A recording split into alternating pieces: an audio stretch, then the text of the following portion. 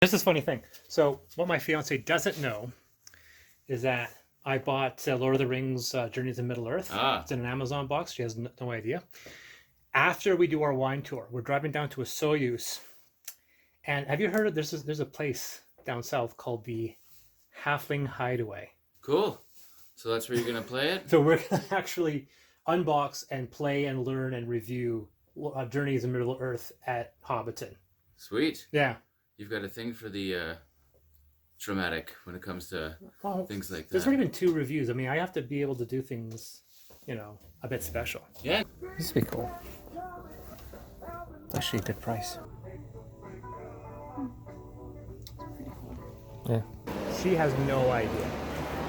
Nice. She has no idea. So mum's the word, but she does not know yet. So it's a great secret. Map sent us on a wild goose chase. This is not a wild goose chase.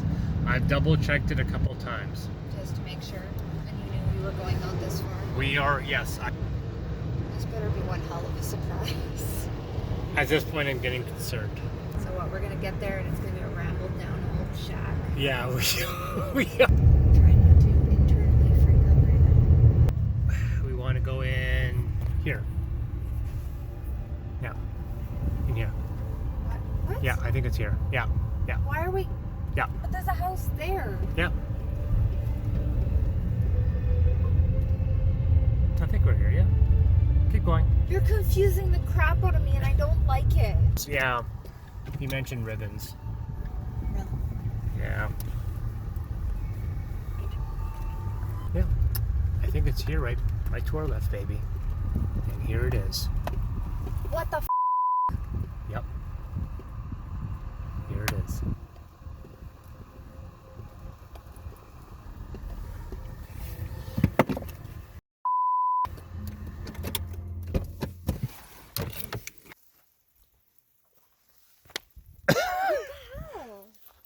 We are staying, honey, in Hobbiton.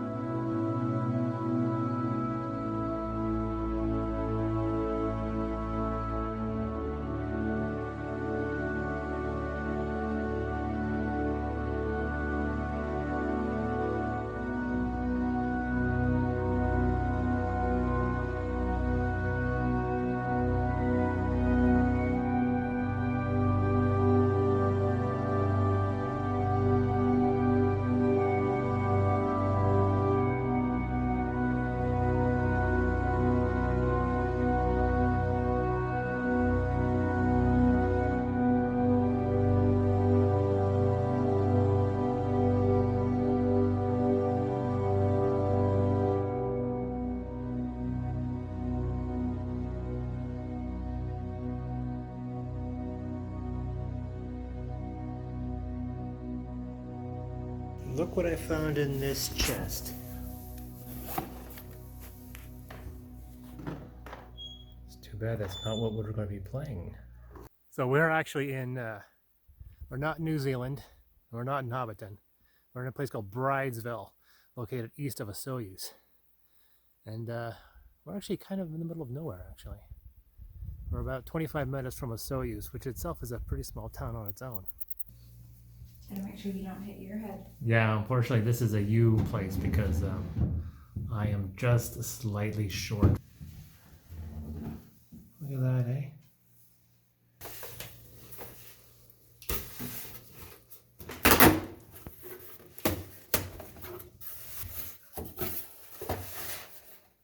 It's a board game yet.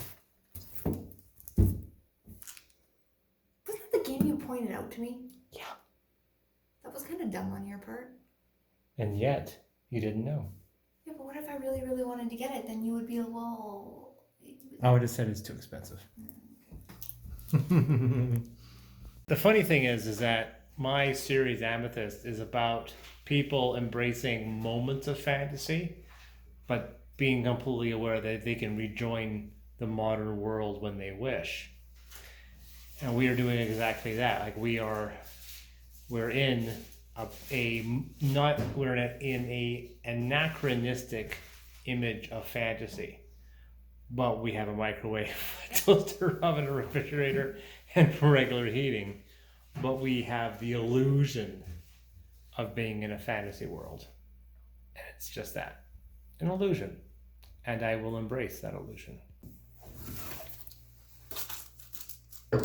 Journeys in Middle Earth. It's water. We're already there. Such an occasion. Learn to play is nice. It's 13 pages. The rules reference is 32 pages. Why? God. Just because you never know when they might come in handy. I don't know what the Walter did. Or I might buy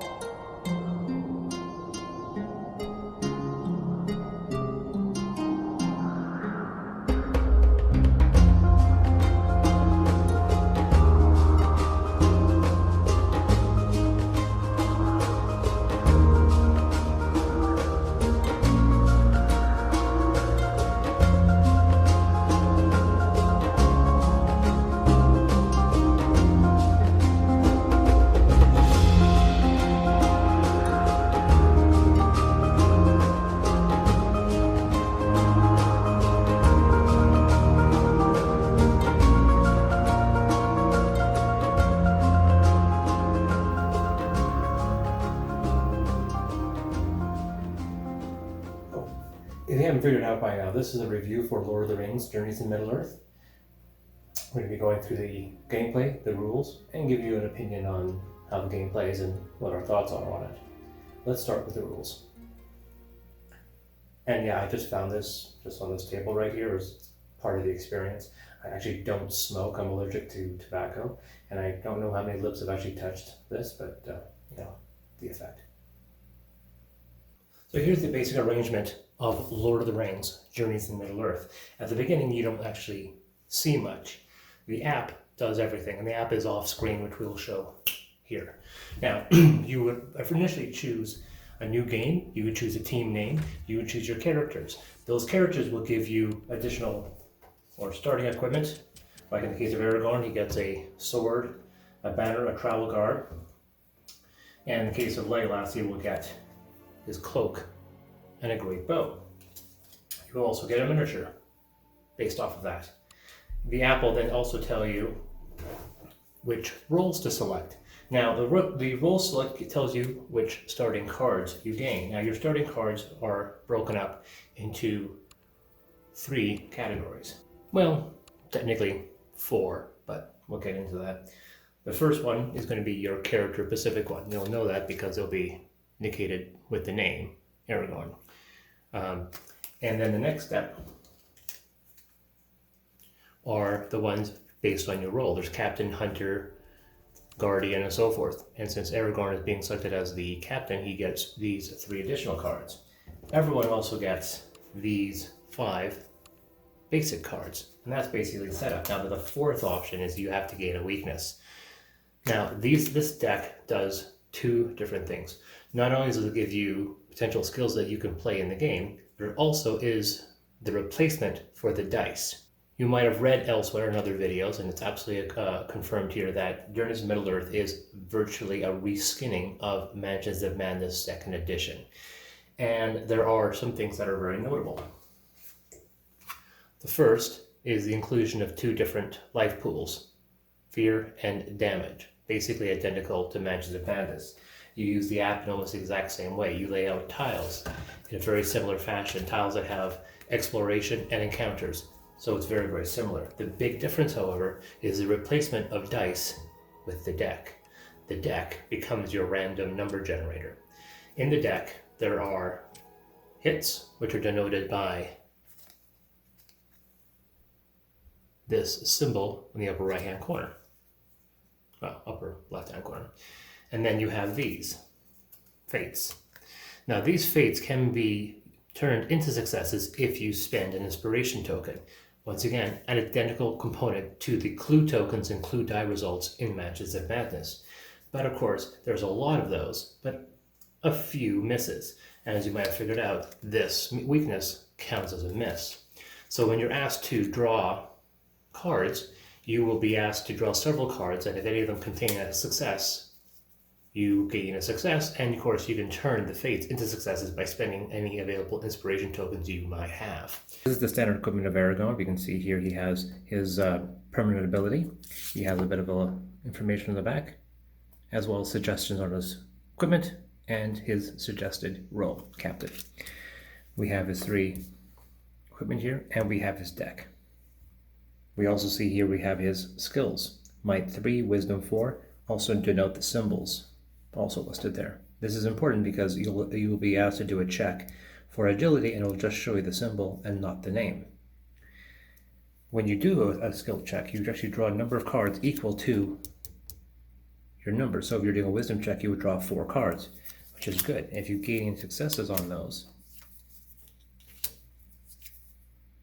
in this case, I drew 4 fates. If I had any inspiration tokens, I could turn those into successes, but since I don't, which are here, and I have a maximum of 4, I would fail that skill check. Combat works exactly the same way.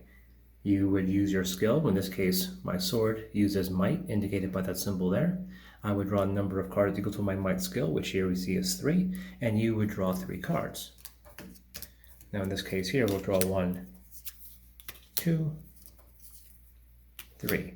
So that's 1 hit. Now, let's say I had a token. I can turn that into a hit. Now we see the weapon here. 1 success equals 2, and 2 successes equal 5 hits, inflicting 5 points of damage. Now, one thing I did not know on my first playthrough is that you can actually activate both of these in one turn. So let's say I drew that, ignoring this card. Well, I could still spend that token and get 3 successes, and that would actually turn this 5 into a 7. 5 plus 2 is 7, so you actually inflict way more damage on attack if you were to do so. And would you be surprised, that's almost the entire game. I mean, quite literally. You get 2 actions on your turn, you only have a choice of 3. Attacking, interacting, or movement. Now, movement involves traversing across the tiles. Now, the app will tell you which tiles to lay down. On your turn, you can traverse 2 areas on your turn. So I can go here to here. When you enter a new area that has a token, you enter a whole tile that has a token, you would gain this token. It turns into an inspiration token, and you would activate the event that occurs. This can happen in the middle of your turn, and your turn is not over, nor is your movement over. Now, if I was here and went here, I could continue after the turn was over, after the encounter was over, in order to continue your movement. You can also break up your movement to use your other actions. So I can move here, search this icon, and then continue my movement afterward. And there are 3 different icons. You have an interact icon, you have a person you can encounter, and a potential threat. And these get placed on the map according to what the app tells you. You may sometimes also find other additional items. Now, your limit is based on these icons here. You can have 2 hands worth of items. There are your 2 hands worth of items. And over here you have your armor, and this is a trinket. Now, this trinket has a limit of uses, and you gain a number of tokens equal to those uses. Once that gets used up, that's basically it for that item. There's also these numbers here, which allow you to spend lore, which are kind of like experience you gain, in order to upgrade these items to their next level. When the app tells you to place miniatures, you would place your enemy miniatures there. When involved in combat, you would refer to the app. Now, when you click on the icon, it gives you the option to inflict damage. Now in this case, let's say we did 7 damage, you would do that here. Well, you would enter that here. And this here we see we kills one guy and injures another. Now, even though we removed one ruffian, the enemy can counterattack. The opportunity to evade these with a defense. And this defense in this case uses Spirit. And that would use the exact same rules as before. You would draw 2 cards, and for every success you were able to mitigate either 1 fear or 1 damage, which is indicated by these 2 icons here. Now what's interesting though, of course, is that becomes that enemy's activation. During the shadow phase, if this character is not activated, he actually will not act or pursue. So if you engage them and then, run away, they can't actually chase you. But here's where the rules get a little interesting. Because this icon here is grayed out, this enemy cannot act on the shadow phase. After all the characters have gone, you activate that phase, which means going over to this icon and clicking on that. It's during this phase that the threat increases. One of the most common things characters will be doing on their game is they'll be scouting. Now, scouting occurs usually at the end of a rally phase, where you'll draw 2 cards, or in the case of Aragon, he gets to draw 3. You can then place one of these, if you want, in your skill area, and place the other either at the top or the bottom of your deck. Pretty straightforward. The only downside, of course, is that if you pick one of these, which is usually a better card, it takes away one of your hits out of your deck. So it's a bit of a balance. Obviously, these ones here are pretty good. You can put those out. But you'll be, okay. You'd be inclined to probably place this one because it removes a miss from your deck. The only downside, of course, is that it's not as good as the hit cards. A hit card, of course, it counts as a hit, but in combat, you can strike to add 2 more hits. This is a big one because this can actually increase damage. So the game, of course, is about mitigating this deck. Which cards do you want to place in your skill row, and which ones you wish to remain in your deck to give you success on various tasks. In this action, because this guy hasn't been activated on the previous turn, he gets to attack now. He can move 2 to a closest hero, and then he can attack. And that allows him to strike for some damage. Now, one thing I think is really cool is that each time you play the same mission, if you were to do so, the actual arrangement of tiles is randomized. So you actually get to play a different mission even though the actual objectives are the same. Once you pass a threshold, then something really bad happens. And more enemies generally will arrive.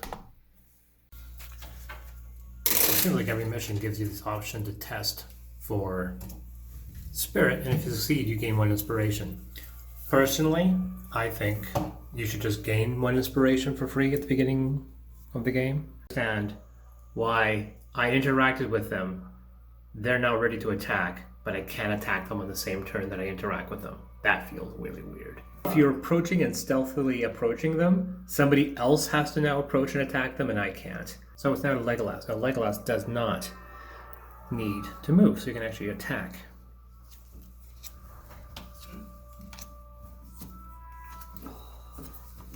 Oops. So, 1 hit will do 2 damage. Now, unfortunately, I won't be enough to kill him. But if I spend my token, I will. So that'll give me 2 hits. Which is 5. 5, well, 2 successes, which does 5 damage. We'll do 5. And apply. You or 1 nearby hero gains 1 inspiration. Since Aragorn still has his inspiration, Legolas will take it. So by the way, the game claims that the fog tells you where the map's going to expand. That is not true. So now we enter the rally phase. Each hero can reset their deck, and then they get to scout 2. But because of Aragorn's ability, these characters get to scout 3. Which means, drawing the cards from the top of your deck, you can place 1 in your skill pile, and put the rest on the top of the bottom of your deck. Now this is at 40. If this goes all the way to 40, I will eat my hat. Another thing is annoying that you only gain an inspiration token if you defeat an entire group. If you defeat 1 guy, you don't get inspiration. So 1 character can whittle down an entire unit, but if another guy makes a final blow, he gets the inspiration token. He can elect to give it to the other person, but there's only 1. You would think that both people would gain the inspiration token, but nope, only 1 guy gets it. Okay, so apparently skill checks work the same way as combat, which means there's a number of successes you have to complete at in order to succeed. Unlike monsters, which tell you how much health they have, the skill checks don't. So you just have to chip away at a skill check until you either succeed or it tells you the fail effects. That's a little frustrating, and the game doesn't tell you. So if you're playing the game for the first time, it can get very frustrating if you chip away at a skill check that you think is impossible, not realizing that you will succeed if you just chip away that skill check enough. So we've completed the mission, and we're going on to the second one. Experience points where you can buy skills. These expensive ones can give you additional hits. These ones don't. So they give you an extra card, but it counts as a miss in your deck if you draw that card. All right, this next one is a battle map, which completely changes the arrangement. Now we get these instead, as indicated by the app. So the combat-based missions are shocking. Well, this one at least was way easier than the first one. I thought it interesting that the enemies were very weak, so you could kill them relatively easily, and that's how we got a lot more tokens, because we got a lot of tokens, because I was worried that we wouldn't get a lot of these inspiration tokens because there was no exploration. But there's a lot of chum to go through, so as you defeat them, you'll gain a whole bunch more of these. So that was interesting. What'd you think? It was interesting. Yep. So here's an example of the problem I'm thinking we're having with this. We timed out for the second time. 2 characters were nearly dead, but nobody did their last stand. But we timed out. This area remained unexplored. This area remained unexplored. This area remained unexplored. And we had search icons here, here, here, here, here, and here. There's just never enough time to do anything. You just have to race. So, what are my thoughts on the game? Well, I think it's really good. I think it's, I guess it depends on whether or not you like Mansions of Madness or Lord of the Rings. I have to admit I prefer Lord of the Rings, so I guess I would like this game better. I do like the way Mansions of Madness handles their storytelling. I think so far it's richer. So far in Lord of the Rings, I've just been running here and doing battles. I think the campaign mode is stronger though. The fact that every mission is connected and there feels to be more continuity experience, using lore to boost yourself. So in that, I would place Lord of the Rings Journey to the Middle-earth better than Mansions of Madness. This game isn't perfect. For one, as I stated in the playthrough, it's frustrating that some skill challenges have a number of total successes required and doesn't tell you how many you require. That's fine, but in combat, you know exactly how many hit points a monster is required to be defeated. Now, I seem to remember in Mansions of Madness 2, you didn't know how many wounds a creature was required to take before it died. In this game, the monsters do have hit points you are aware of, but the skills challenges you don't. And the game doesn't tell you that a certain number of skills challenges are required, and as a result of that, you may bang against a mission, skill challenge, and not realize that you just have to chisel away at it for 3 or 4 rounds, and you may think you may need one powerful character to pull off a really big successful skill challenge where you could just have a couple of successive smaller successes and that would do it. Then there's this somewhat arbitrary timer mechanic where you have this threshold. There were times where the shadow loomed twice in one single shadow phase because this random generator jucked it up so much. I literally did it twice in one turn. Then, of course, next turn, it didn't happen at all. But it's kind of weird because in our second game, which was entirely a combat-based one, it only surged once. As a result, the second mission was a pushover. It was a cakewalk. We finished it in just under 45 minutes. That was very strange. I don't know how this thing works. And considering that if the timer rounds out, you lose, it's a little frustrating. And not because I don't want a time mechanic. Obviously, this is something that's carried over from Mansions of Madness. And it feels to have more of a thematic reason. In here is just this darkness looms. And it doesn't really make a lot of thematic sense within the Lord of the Rings setting. Like, how does this shadow, just this darkness sets in? This kind of arbitrary darkness sets in to make everything gloomy. And then you just arbitrarily lose. They can try to justify it, but my problem with it is that it is mechanic that's obviously carried over. It's like the fear mechanic, the fact that everyone has a fear value and a damage value, and that's carried over from Mansions of Madness as well. And I never got the indication that any character in Lord of the Rings, especially Gimli and Legolas and Aragorn, were ever actually afraid of anything. Not to the point of losing a fight because of fear. So I felt that didn't need to be there. It does prevent you from exploring. In our first mission, we succeeded, but we succeeded because we ignored almost every single arbitrary exploration. Just going home. It prevents you from doing exploration. So there were these 4 icons there, and we completed the mission with about 2 turns before the shadow basically ended the game for us, which meant it was really difficult, if not impossible, to uncover all these exploration tokens. So the game wants you to explore, but then doesn't give you enough time to explore. It feels really weird. And I almost think that it was based on their desire to make the game difficult. And this has been something I've rallied about a long time, that I find board games are made arbitrarily too difficult because they think they need to be difficult, where a video game is generally not difficult. Or they'll have 5 or 6 difficulties, so you can play it the way you want to play it. But board games don't want you to do that. They want to give you like 2 levels of difficulty maybe, and then they'll make the base difficulty too difficult. And they won't give you suggestions to make the game easier, and it's very annoying. It's really annoying that board games haven't learned something that video games have figured out 20 years ago, and they are doggedly not learning from this. You should be able to play a game your way. And a game like this one, having a normal and a hard and not having an easy, now I'm not saying that we would play it on easy, but maybe somebody who's younger, or a group of people who just want to encounter the story, maybe they want to. Now, there are some people who get angry. Like, why did you lower the difficulty in Dark Souls? Why did you lower the difficulty of these other games? Because to make it accessible. We're not preventing you from playing the game in the harder difficulty. You still can. The fact that we just wanted the skin of our teeth in that first mission. Actually, our first mission, we failed it. We restarted because we missed out a rule about how combat works. So we wanted to start over, and we won. But once again, we wanted the skin of our teeth. The first time we played, we actually lost. And that's frustrating sometimes when you play a game on the first mission of a campaign and you start with a loss. If this game had a lower difficulty for those people who wanted to play a more story-based game without having to be stressed by, the frustration of disappointment, I think this game would have gotten a 10. As it is, I think it gets pulled back down to probably a 9 to a 9.5. I'd settle down to a 9. I think that there is some randomness, but I know people think that I generally hinge on the complaints too much. I don't talk about what I love. What can I say? The game is really fun. I love the new random number generator with the cards. The fact that they've combined your skill deck with the random number generator that you use with the dice.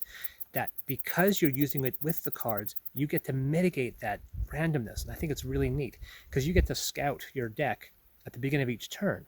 So you can place successes at the top, or you can take that card and place it on your skill deck. And if it's a hit, you can kind of preload additional damage by taking that hit and placing it in your skill tree, in your skill area, and then using that to do incredible amounts of damage if you know you're going into a fight. And that's how we managed to beat the second mission in the campaign so easily. Because we're going into a fight, I made a point of preloading hit cards into my skill area, so then when I drew cards, if they were hits or they were fates, I could use inspiration tokens and then cook off these skill cards and then do an incredible amount of damage. And that's really neat. And the fact that you can buy additional cards with later missions, and you can spend to get more expensive cards, and those more expensive cards give you more hits. And if that sounds familiar, you're right. Because that is a rule or a mechanic that they took directly from Gloomhaven. And yes, I mean, if you don't know Gloomhaven, know how the card management system works. This is a simplified variation of the way Gloomhaven's combat mechanic works. And it's brilliant. I think it was the best part of Gloomhaven. I think I have some issues with the way Gloomhaven runs, but that's not one of the problems I have with Gloomhaven. And as a result, I think they took the best part of Gloomhaven and put it into this Mansions of Madness and turned it into Lord of the Rings. Oh yeah, take my money. I think it's a great addition. I think it's neat. I like the fact that you're more emboldened. In Mansions of Madness, you were a very weak person. When you fought creatures, you almost always died unless you had help. And this game, most of the things you fight, you can defeat. And I think that's cool. I think that's a really cool idea. I like the fact that the missions are connected. I like the fact that there's already a DLC, so you can download more missions as well, and then continue just like Mansions of Madness with downloadable content and additional expansions. I can't do this review without including the person who was the most surprised by our location. Yeah. I was not expecting that at all. No? I kept it hidden from you? Yep. You weren't suspecting anything? No. She really had no idea where we were staying. And you kind of didn't, you suspected, you knew it was a Lord of the Rings board game, but you didn't know which board game it was. I thought it was cards. So what did you think of Lord of the Rings Journeys in Middle-earth? I really don't mind it. I think it's fun. I really don't mind I really High don't mind praise from my fiance. Just put it on your quote. I really didn't mind it, Nicole. I think it's entertaining. There's always a couple mechanics that you and I don't really like, but If there's a mechanic you don't like, what is it? The randomness or the fact that I never seem to have the cards that I need, right? and I never seem to be able to get enough cards or enough inspiration tokens, where it becomes like Gimli is becoming useless unless he happens to get what he needs, Right. which kind of sucks. Yeah, a little bit of randomness does kind of affect that. Anything else? Because you've played Mansions of Madness Second Edition, which this game is very similar to. Would you say this is better? Yes and no. I feel like Mansions of Madness had a bit more exploration allowed, whereas this one I feel like we're constantly brushing to meet our objective. I mentioned that earlier, the fact that you feel like you don't have enough time to do all the exploration. Yeah, and you'd like to be able to and be like, ooh, what can I get out of this? Ooh, I can catch a pig. I like the artwork. Obviously. Yeah, and the layout, and I like being able to form the game board. Even though it's random, it's cool to find. It's neat that every time, if you do the same mission over again, it actually randomizes. Mm-hmm. That's cool. So that is cool. if you do start the campaign over, you will see a different sequence of events. Mm-hmm. So you give the score. What would you give the score for this one? What was it? 8.5, 9? I gave it about 9.5. Yeah. I like it a lot. I think for me it's just based on the fact that I never seem to have what I need. Yeah. You seem to have like 4 cards all the time. Maybe I'm playing it wrong. No. I just Legolas is a good archer, and he draws 4 cards every time he does a range attack, which means Legolas is just really good. I mean for scouting. Because we only keep 1 card. No. Well, remember, Aragorn always draws 1 extra when he scouts. Yeah. Right. But you still only get to keep 1 True, card. and Legolas does that as well. Yeah, and me too. So I never seem to have enough cards. Yeah. So so we both seem to give it pretty high praise. Definitely an excellent game. Great for doing it out here. Oh yeah, you like the scenery? Mm-hmm. It's a good match. Yeah. Now, if you still find failing repeatedly to be frustrating, well, there's a couple of things you can go over. The first thing is that you can start each mission with 1 or 2 additional inspiration tokens to give you that little bit of an edge. Another thing you can do, which I actually think is probably not a bad idea, I think the characters move too slowly. A lot of cards in the game give you a sprint, but sometimes you have to travel from one side of the map to the other side of the map in a span of maybe 1 or 2 turns. The point I'm making with this game is that I really, really wish there was more exploration and more time. I would rather lose the game by characters dying rather than constantly timing out, because you are always in a rush, always in a race. I don't think we could have won the 4th mission that we just played. We had to go from one side of the map to the other and then all the way back. And there were so many monsters that were spawning. There was just no way for us to get it. But if you want an easier game, I can definitely say maybe make characters move 3 spaces instead of 2, or add inspiration tokens. So that's my review for Lord of the Rings Journeys in Middle-earth. And this is our last day here in the Halfling Hideaway in Bridesville, British Columbia.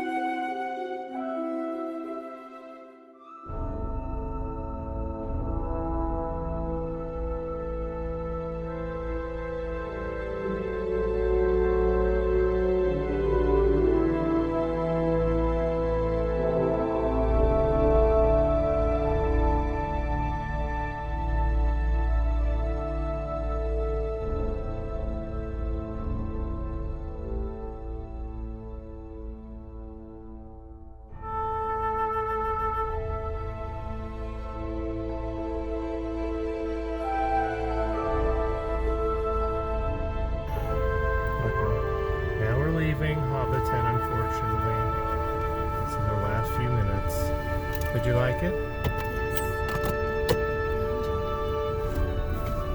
was very nice to sit back and relax, not worry about anything. Yeah. Except for bugs. Lots of bugs, but none of them bit. There's a lot of grasshoppers. A lot of annoying flies. Yeah.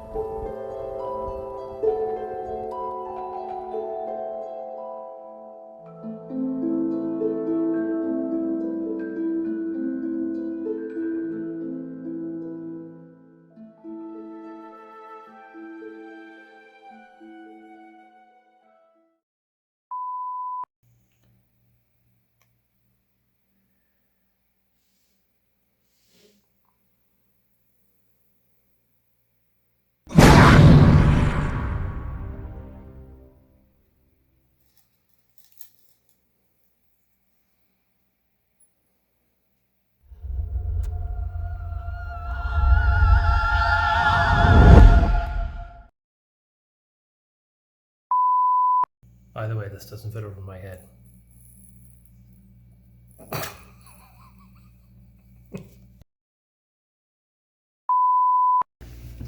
Check out the Tetley tea in the wine barrel. Thankfully, he did supply lighting. There's a microwave if we really need it. Oh, nice, and there's a guest book that you can sign. I like the. I love the touches. You had no idea? I'm cold. Was it worth the trip? Yes.